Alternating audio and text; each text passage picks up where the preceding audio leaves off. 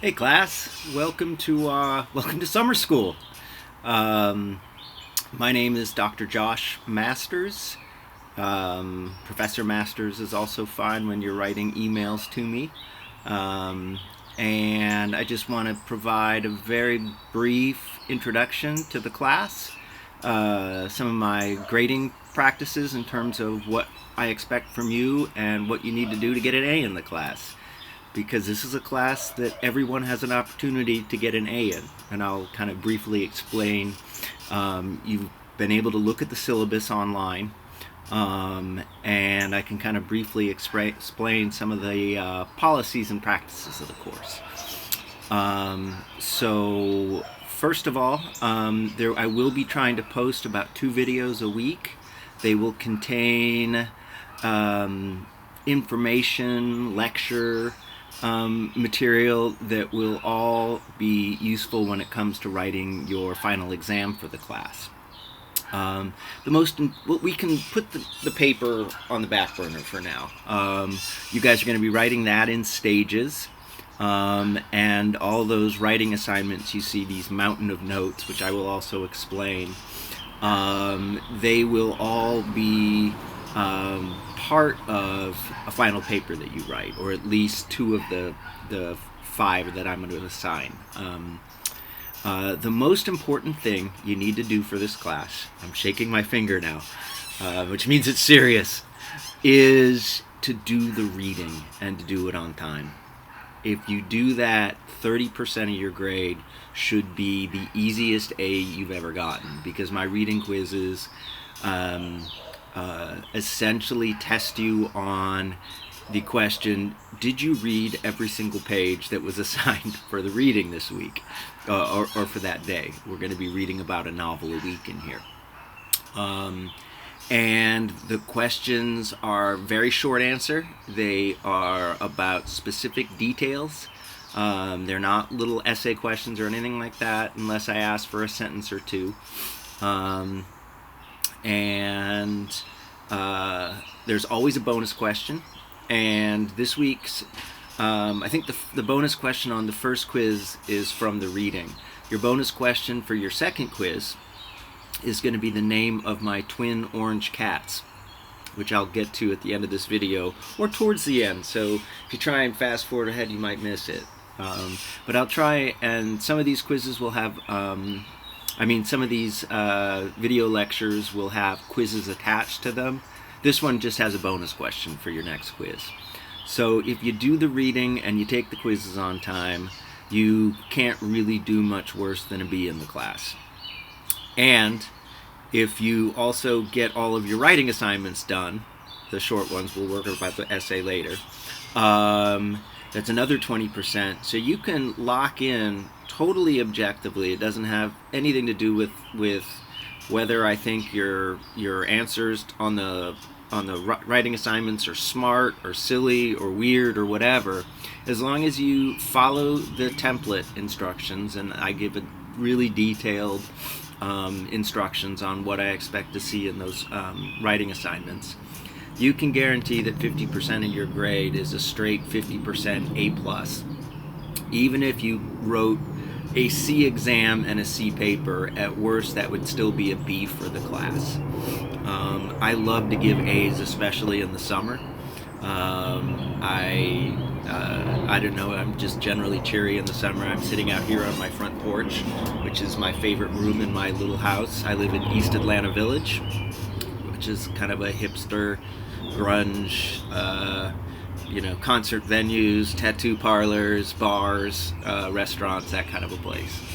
Alright, so I'm going to show you a picture. Hopefully this turns out.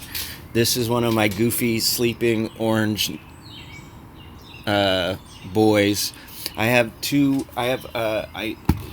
identical twin orange cats. They came out, and it's really rare. It's rarer than identical human twins to have twin cats. And they're indistinguishable. So at first I called them Robin and Bobbin. I've been to Scotland a bunch of times, and there's this famous duo of tramps in Edinburgh, and everyone calls them Robin and Bobbin. And so I had a Robin and Bobbin, and then they switched names so many times I can now barely tell them apart. But now I have two orange cats, and they're both named Bobbin. Yes, I have two cats named Bobbin. I have 3 other cats. I'm a man who lives alone with 5 cats. If that's information that you want to use against me at some point. Okay, so there's your bonus question. I believe the question is, what are the names of my 2 orange cats? And the answer is one name, Bobbin, Bobbin, like in a thread bobbin. And really, that's all I wanted to communicate to you today. The most important things you've got immediately coming up: do your reading, take the reading quizzes. They're open book. Let me say that. Let me reiterate that. I have a timer on them, so you have 1 hour to complete them. So you can't just open the quiz up, do all your reading, and then answer as you go along. After you've completed the reading, just open up the quiz. It'll stay open for an hour. I have no doubt that you'll be able to answer all 10 questions plus the bonus question without going back through your book. But if you want to double check an answer, just make sure you're getting it right. Like, yeah, I got this. It's the dead wife's Uncle Joe that is the guy that lives up in the attic or something like that. Then that is certainly fair play. That's totally in bounds. The only thing that's out of bounds is any kind of Spark Notes, Cliff Notes. I can't remember all the different kinds of those online sources there are. You're not going to find much in terms of that on one of the novels, but one of the novels is very famous. It's The Road by Cormac McCarthy, and I think there's Spark Notes probably on that. They're not going to help you though. So very briefly, our first novel, Parable of the Sower. Take note that the novel was written and published in 1993. And the reason that's so important is because it is set between the years 2023 and 2027. So it's a novel about 30 years into the future, at least from the time it was written. So it would be like if I were to write a novel about an apocalyptic future today, I would set it in 2054.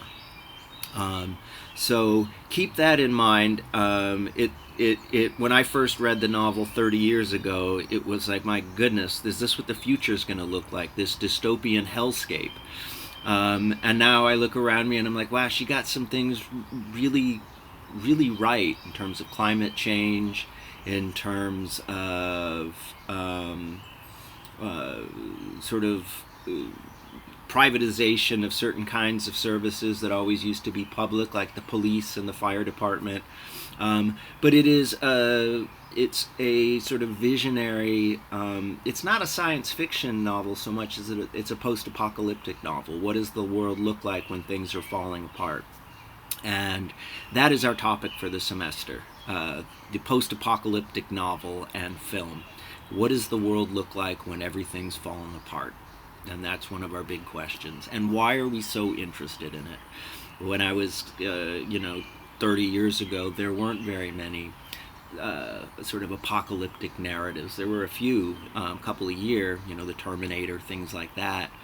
But now you can't turn on a TV or get a video game or read a comic book that isn't somehow invested in visions of the end of the world. And the revelations, because there's 2 sides of the apocalypse. I'll do a lecture on this.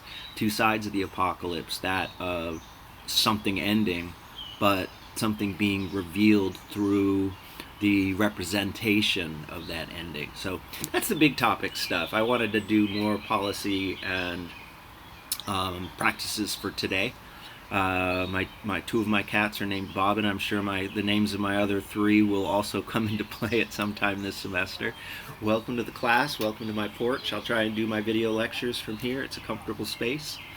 I would love to meet and talk with any of you. If you want to send me an email and set up a video meeting so we get a chance to meet and greet, I would love to do that. I would welcome any kind of opportunity like that, or even just via email. Let's send some messages. Let's get to know each other a little bit. All right, I just hit 10 minutes. I vow never to go longer than 10 minutes. So here is me signing off. Dr. Masters, welcome to the class.